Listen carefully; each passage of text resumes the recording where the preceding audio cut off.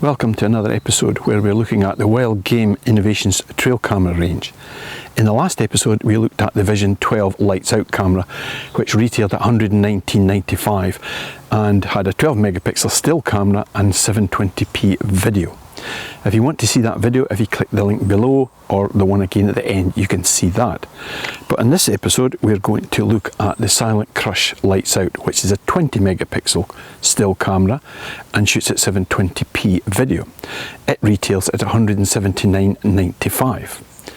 Now if you look at the two of them side by side, the first thing you're going to notice is that the IRs are placed in a different location. In the Vision 12 they're all at the top, whereas the Silent Crush 20 megapixel camera, they're round the edges as well. I'll just put this camera out of the way on here, make it easier to see. The other thing you will notice is that there are two lenses. It also has the setup lens that will flash here, the light I should say, and we have the sensor that will tell the camera whether it's night or day. You have the detection zone that will fire out a bit at about 30 to 40 degrees in a cone shape to detect the heat and movement that will trip the camera. But the important thing is these two lenses. We have a daytime lens at the top and a nighttime at the bottom. The other cameras all have an IR filter which drops over the lens when it goes into night mode to film. Anytime you introduce an extra layer of glass over a lens, you're going to lose a slight bit of quality.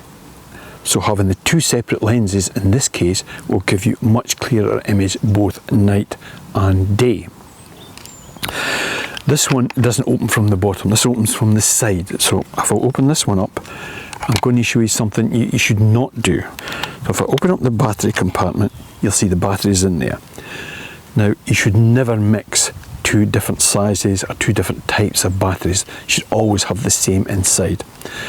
Which batteries you use? Well, in winter I would certainly recommend lithium energizers. They seem to be the best in low temperatures.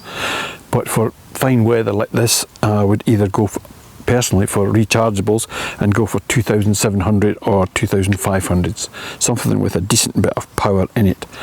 But we close that up there, so the battery's in there, and you've got the SD card at the bottom. Again, that will take up to a 32 gigabyte. You can use a slightly less one if you want, but make sure it's a class 10. That will say the word class, or it'll have a C with a 10 beside it in a circle. It's the same as the other ones. You just press the power button there to put it on and it lights up, and on the front you'll get the light flashing to tell it that you're setting the camera up. It's got quite an intricate menu system inside, so it does take a bit of going through and setting it up for how you would like it. Not everybody's going to use it in the same way. So if you look at this in detail, I'll go through the individual things on the actual menu itself. So as you look at it from the top, as you come down, you've got the date and time, which is always worth setting. If you don't set the date and time, then you will regret it in the end because you won't know when the camera's been triggered. It's very important for me as a wildlife photographer to know when the animals are in any given area. Then you have the location, so if you're one of these people who move your cameras about, you can set the location, give it a name, so that when you get back you'll know exactly where it was tripped. The next in the line is the trigger, so you can have PIR mode, flexi time, or both, and that's allowing you to do time lapses if you wanted to do something like that. If you're shooting video, when the camera is tripped by heat and movement, it will film for 30 seconds, then it will stop. And depending on what you set this camera to, you can delay it by 5, 15, 30, 1 minute, 5 minutes or 10 minutes before that camera will be triggered again. So if you've got a badger moving about in front of it, once the camera has filmed it, it'll stop recording. And then it might wait as long as 10 minutes if that's what you have set. One thing you must remember though is anytime you are going through the menu and you move it and change it to something that you didn't have it at previous, always confirm it in this one with the OK button, otherwise it'll just revert straight back. So if you had it in video, moved it across to still, unless you confirm it with the OK button, it will just revert back. So always remember that. For fastening this one up, you've got a strap that will come with it, which you put round through the strap holes on the back here.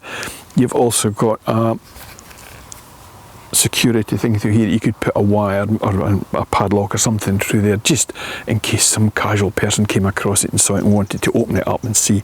It would deter them. But they're very well camouflaged, so you shouldn't have any problems with them at all.